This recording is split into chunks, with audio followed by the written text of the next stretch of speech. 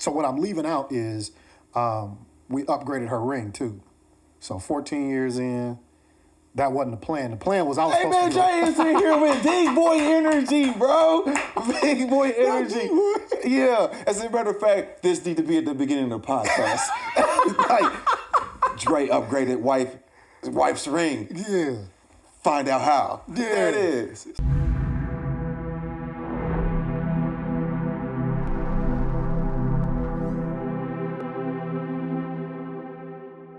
What's happening, good people, man? Welcome to another episode of First Generation Wealth Builders, man. We are back at it with Dre, man. What's up, bro? What's up, man? I've been out here living a little bit of life, man. How you been? I see you, boy. You got your little tie-dye shirt, you know what I'm saying? Yeah, it's from vacation. I was on Yeah, you vacation. still got the fold crease. Yeah. Where'd you go? I was just down to Dallas. My wife knows I'm a Dallas Mavericks fan, so for my birthday, she got me tickets to a Dallas Mavericks game, man. Took me down there. Wait. We just missed the birthday? No, today's literally my birthday. Hey, man, happy birthday, I know, bro. You know, bro. I didn't know that. I didn't know that. Yeah. Turned 40 today. Congratulations. Right on, hey, man. We got to get a bottle out of this thing. We got to get a sip going before it's over. Yeah. It's cool. We going to edit that part back in. Yeah, You know what I mean? we can do that. There it is. Yeah. How that feel, bro? 40? I feel like that's going to feel different. Bro, so there's a great sense of accomplishment for something that also feels like it should be pretty trivial. Right. And then there's also a lot of like survivor's remorse. You know what I mean? Where it's like, when you grow up hearing you should be dead by 18, and then you be like, but I'm 40, it's like, oh, I know cats that's locked up and got 85 years. Like, I'm never gonna see him again. You know what I mean? So it's it really made me say, I said this a couple years ago, I only drink when there's a celebration, when there's a reason to celebrate. Right. So I had some drinks over the weekend. Okay, and I got some more drink today, too. Yeah, we good. We good. Yeah, okay. Today's my birthday. Hey, that's what I'm talking about. Dre coming in with that good energy. Yeah. Okay. Yeah. All right. So, how was the Dallas Mavericks experience? You know what I mean? Man, it was dope. She got some good tickets. So we sat and just kind of, and then they did a really good job of social distancing. So everybody spread out, right? And so for my wife, that was super comfortable because she's like, we ain't getting COVID, like under no circumstances. So we masked up, we in the game, hanging out. But it was just different to be down there on some like, we're not in Dallas because this is the vacation we could afford. Mm-hmm. We're in Dallas because this is the vacation we actually wanted to take. Excuse me. So I know a lot of times we used to talk about the difference between a trip versus a vacation. I won't get into all of it. But for us, it was a big deal to be able to say, this is exactly what we want to do. This is how we want to spend this time. We're going to do it exactly that way. So what I'm leaving out is we upgraded her ring too. So 14 years in, that wasn't the plan. The plan was I was supposed to. Hey man, Jay is in here with big boy energy, bro. Big boy energy. Yeah. As a matter of fact, this need to be at the beginning of the podcast. Like, Dre upgraded wife's ring. Yeah. Find out how. Yeah. There it is. So yeah, we were supposed to be getting me a watch. I got a watch, and then I see, that's cute, bro. You got the blue watch, blue shirt, blue shoes. That's cute. You like that? Yeah. Okay. It's coming back your way. Don't worry about it. It's coming back. But no, we got me a watch and then upgraded her ring, and it felt like holding up the trophy at the end of 10 years of hard work. Congratulations. Right on, That's man. dope. I appreciate that. That's dope. Okay. Did you have that plan, upgrade the ring, or was it spontaneous? So here's what you happened. You said 14 years. Yeah. So that's an odd year. That's why I asked. Yeah, so here's what happened. When I got back from Iraq, I took my little money that I made from being in Iraq, and that was what I used to buy her ring and her band. Our third kid, we believe, threw it in the trash or threw it in the toilet. Both of them. Both.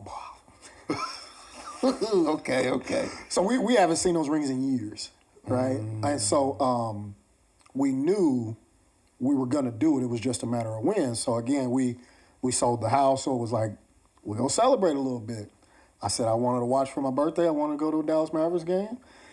We didn't plan on doing it while we was down there, but it was like we knew we was gonna do it anyway. So let's just go ahead and do it. So yeah, wife got new ring, new band, new diamond. Yeah, she was loving that. Bro, hey, look, they treat you different. Oh, it's kind of like getting a new Rolex. You got that green box. Like, sit down, have a drink. Bro, the water tastes different. Bro. Yeah. So it was It's an crazy. experience. Like I've never had somebody be that accommodating. Not even on the water. Like, that's the simple stuff. But it was like they didn't have the band that she wanted. Mm-hmm. And so, like, they were like, well, we'll put it in this band.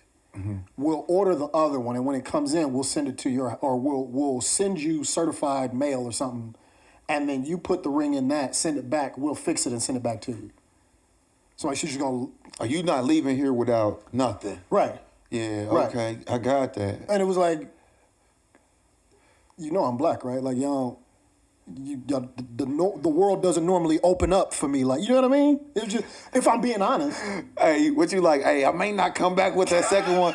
Oh man, you fried, bro. I just, it was crazy. But yeah, it was just, that was probably my first experience seeing somebody react to my money like that. And I'm like, we ain't even really got no money. Y'all just, but yeah. And then one of the... Sometimes you pay for the service though, bro.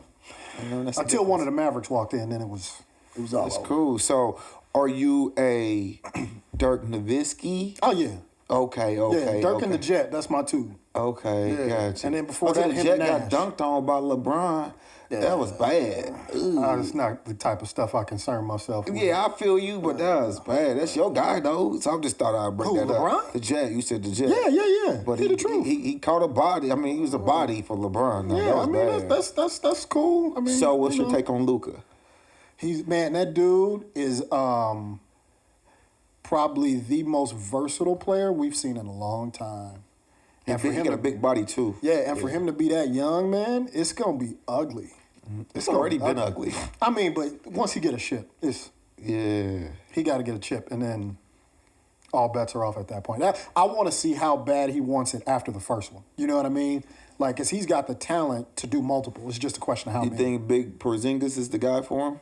If he can stay healthy. Yeah, I don't know about that part. That's He's been the like scary this in part. New York. Yeah, that's the scary part. If he can't stay healthy, it ain't going to make a bit of difference. Got you, no doubt.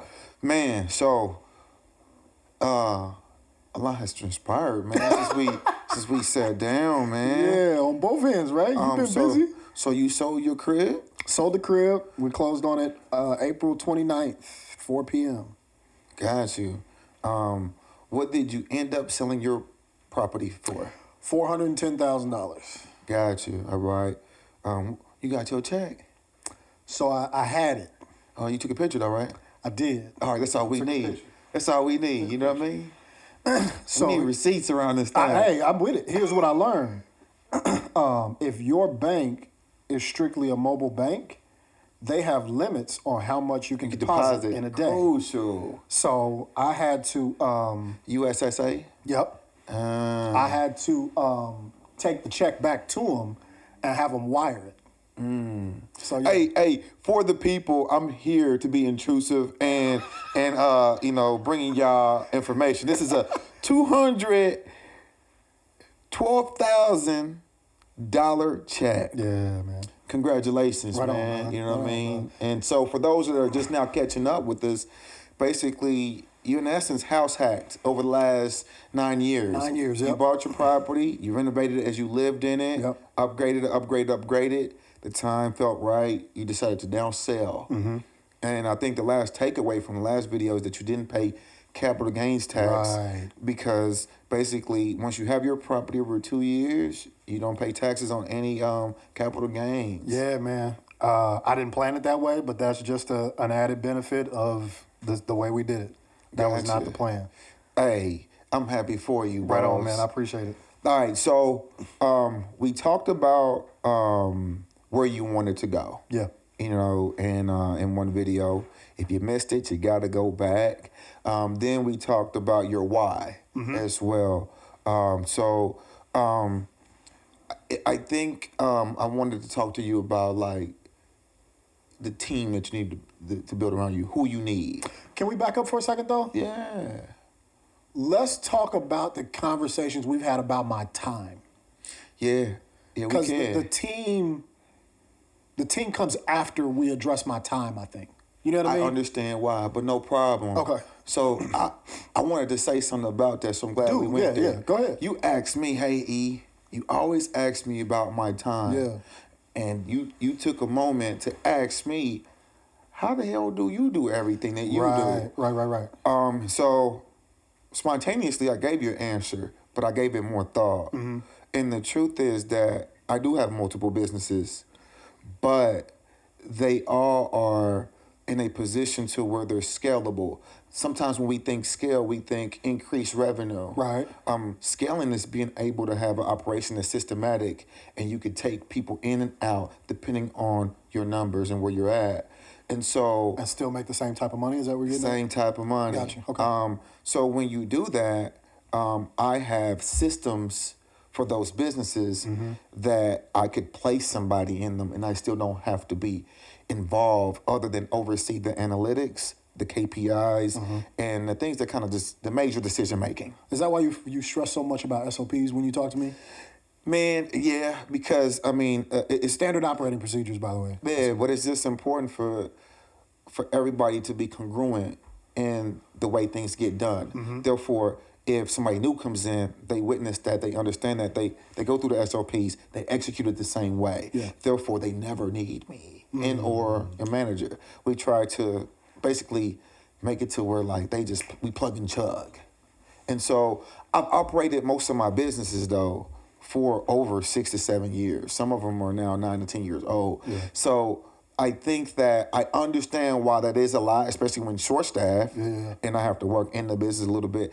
For the most part, once I plug somebody in there, they're trained, it's good to go. Yeah. So I think that there's a difference in between that and when I have to do something. And I feel like you have to DJ sometimes. Right. You have to be at the board meeting. Right. You have to represent. Whatever. And so that's where I found it to be a challenge, and that's why I need to understand how much time you had to dictate which way we wanted to go.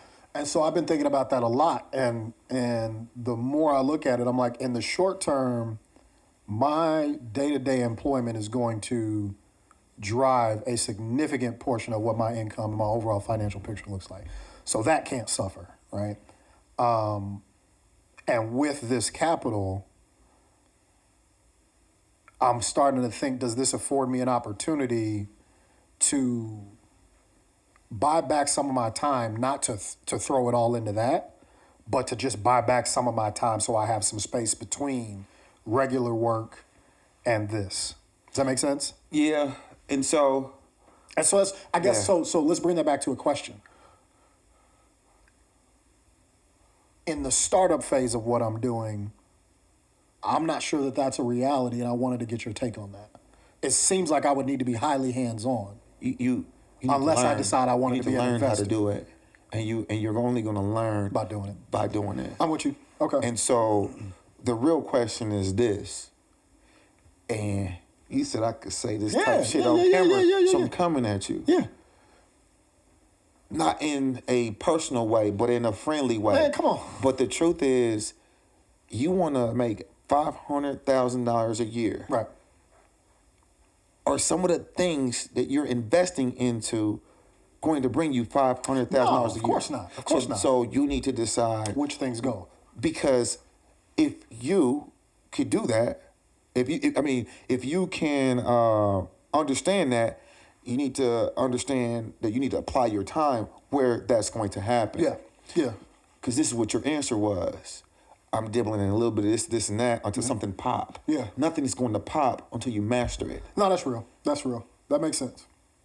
That's it. I appreciate it. And so I understand, no, this is at the beginning of the learning curve. You know what I mean? I even understand that me inviting you to the podcast is challenging. Yeah. Because it's that going to get you to that number. Right. You know what I mean? But those are things that you really have to consider. Yeah. You know what I mean? No, that's real. And I just, share this with you. When I first had her hair company, I was DJing. Yeah. People didn't even know my name was Eric. It was still Smooth. Smooth was everything. And my hour guy was, Brazilian hair in the next year is going to bring you $1 million in 2012. And he was like, you'll stop DJing in the next 6 months. I just laughed. I was like, bruh, don't you understand? Boy, that's ain't no blood. Like, I'm looking at him. And bullshit you not. A year later, The numbers. I was just doing weddings, and then I almost got tired of weddings because I got 3-4 bings and 4 sales, and I was like, I didn't make wedding money. Like, what am I doing here? And so the reality was that, somebody talked to me like that, and I realized I had to put my money in there. Real estate came in everything I did. I was intrigued with it, but it was one of the best things I ever did because now I feel like I'm really got a head start to what my true end goal is, and I didn't know my end goal at that time. I was just doing it because I could make some money, but now I understand. When I really start to love it and embrace it, and just really enjoy it. Yeah. I realized what I was like missing out on. Yeah, I like it. I like it. So I mean that's really the question. How does that make you feel when I say you gotta put basically your energy into $500,000 a year things? Yeah, so that's the beauty of really valuing a mentor coaching relationship is, right, it's encouraging because you spend so much time in your own head trying to figure this stuff out. To have somebody either confirm what you're already thinking or to help you think your way through a decision you're struggling with, that at this point in my life, that's a relief. Because now I don't have to waste time trial and error. I can just run. You know what I mean? So for me, does that make sense? 100%. So for me, it's not I've learned that feedback is always a gift, and I don't take it as a critique of my character or not even my performance. I take it as an evaluation of, here's a culmination of all the things you've done to this point, and they're good, but that's where you said you want to go. Something's going to have to give. I'd rather you tell me that now, you know what I mean, than I still try to force it and make it all fit and miss opportunities along the way. That's a bar. So in my mind, you just saved me, at least 18 months of my time. It's just a matter of when do you apply it. Got you. So as you were speaking,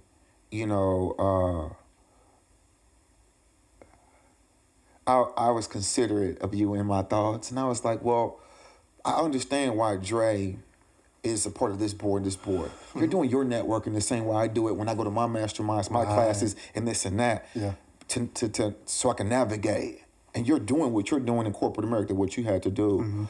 But I don't know where your ceiling is, and I don't understand. And I'm understanding the trajectory you're trying to, the direction you're trying to go in. Yeah. But I don't understand the methods. Yeah. Sure. Because again, these weren't methods to get to $500,000 in passive income. These were. It was that sobering reality of $100,000 is not a lot of money. Yes, but can I tell you something? Yeah. You make 6 figures. I feel that it would be harder for you to endeavor into true entrepreneurship. Oh yeah. Than it would somebody making 30,000. Oh yeah, no doubt. Because at 30,000, shit, I'll try anything to make some more. And but at I'm 100,000, 150, you're like, wait a minute. I don't know if this is where I'm at yet. Because I know a guy. He makes well over $200,000 a year.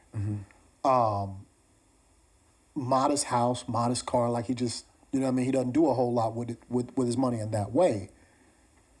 But he's got a whole separate company that he helped start, and he's a silent partner in. When I tell you how this man spends his time, it's going to blow your mind. He goes to Green Bay Packers football games, and he goes to Climb Time. Why that gonna blow my mind? The idea that you would think this person would be so much more eccentric in what they do, you know what I mean? Or just with that type of capital, the things that would be at their disposal, you would think they would do other things with their time and their money. He travels all over the world for work, so he doesn't really have a personal need to do that. and he's a Green Bay Packers fan. So he just goes to Packers games, and he goes down the street to Climb Time, and he likes to climb. He plays basketball, but that's dope. It is, and so that's my point, right? Is all of what I'm talking about, whether it's a high income earning job or whether it's $500,000 in passive income, it's all about buying back my time. Mm-hmm.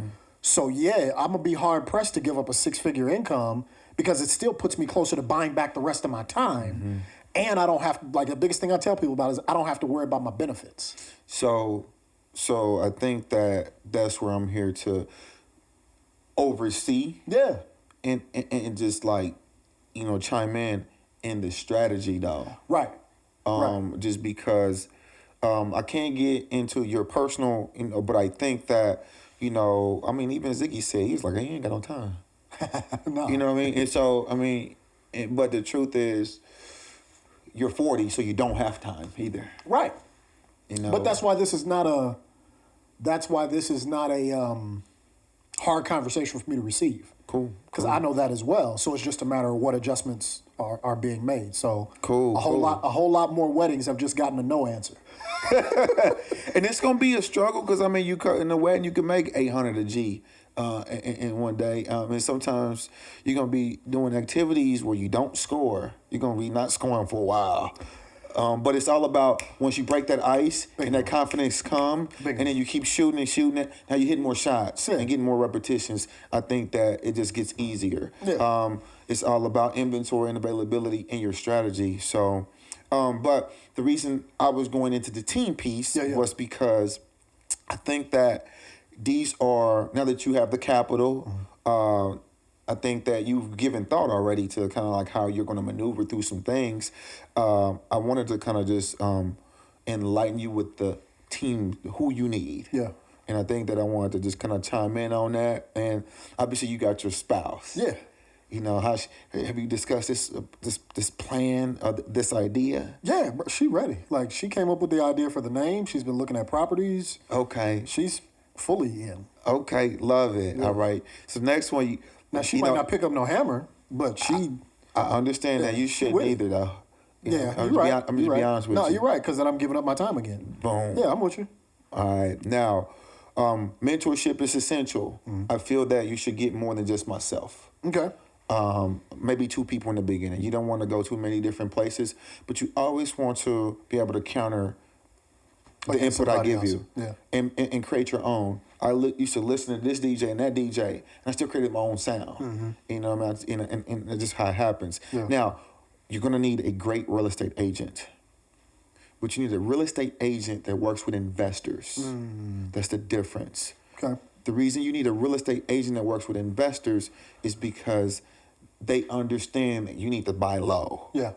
They get paid when you buy high. Right. And they need to be conditioned that you're a repetitive customer. Yeah. And so, if you don't have one, I have somebody that I could team you up with, Natalie Hightower. Okay. Miss my agent, but, I trust her to keep your confidentiality and mine as well separate. Yeah. But she's dope. Okay. The next thing you're gonna need is lenders. Mm-hmm. I need you to interview 3 types of lenders. Okay. I need you to interview a private money lender. Mm-hmm. That's somebody that just has money, an individual just has money, and they lend to investors. My money is funny right now. Like, so we got a whole lot going, man. So, but yes, an individual like myself that has the room to lend for projects. Mm-hmm. That money's more flexible. Then you need to go to... More flexible in terms of what? You could create your own terms with your private money lender. Oh, gotcha. You know what I mean? There is a structure to it. Sure. But it's me to you. Yeah. So it's flexible. Whatever we're both comfortable with. Gotcha. Understood. A conventional bank. So your JP Morgan Chase, Huntington, Regions, because you need to understand if you're going to buy rentals, what do they require for you to exit out of the project? Okay. If you're rehabbing, if you choose to go that way. Mm-hmm. But you just need them, period. The basic structure is 80-20. You put up 80%, they give up 80. I put up 20%, they give up 80. Yes, I'm sorry. Gotcha. And that's on a conventional loan. Yep. You know what I mean? So then you also need your hard money. So hard money is somebody a construction lender. And that's who's going to help you do your rehabs when you need them if you choose to go that way. Gotcha. A construction lender. Yep. And, we've already talked that they lend 70% to ARV Yep. on most loans, and that's for the property and the repairs. Yep. Yeah. Contractors. I'm not going to extend you too far, but we just need a general contractor. Yeah. Somebody that has the skill set to do a bathroom in the kitchen in general. If they could do a bathroom in the kitchen, they could do pretty much anything. And we could commission them to oversee other parts of the project when you're at work. Yep. And that's a benefit that you have to offer. Yeah. Because sometimes people just have people do certain traits and they're in and out. Yeah. Then you're managing. But if somebody can manage that for you at the project, that'd be great. Yeah. So I got somebody that I want to try out. We've been talking for the last 2 years. He's been working at my house personally. Huh? Oh, he worked at your house already? Yeah. I've already Gotcha. seen All his right. work. I was going to say, have you seen his work? seen his You've work. been talking. Seen his Have you seen? I've seen his work. Yep, Okay, yep. cool. So would you rate the work at your house? Scale 9 to 10, 10 being awesome. I say a 7 just because I'm super persnickety about some stuff. So you give him a 7, but you want him to work on your future? I said we gonna try. That's what it is. Hey, bro, why you do me like that on camera? No, that's a great question. I'm not tripping at all. That's what I'm saying. So if you got more questions, ask. I mean, that's just how you got to think about it. You're totally right. You're totally right. Because my rental properties are my future, so I need my shit to be good. I didn't say I was completely sold. Gotcha. I said we gonna try. Understood. A bookkeeper CPA. Oh yeah. You know what I mean? And so they need to, I think that as your wife got the name, I think that you need to set up your bank account and what comes through the bank account. Just general knowledge of it. Because a lot of times what we think is a write-off is not always a write-off, and we want to start making those things work for us. Okay. Even your cell phone could go on that side.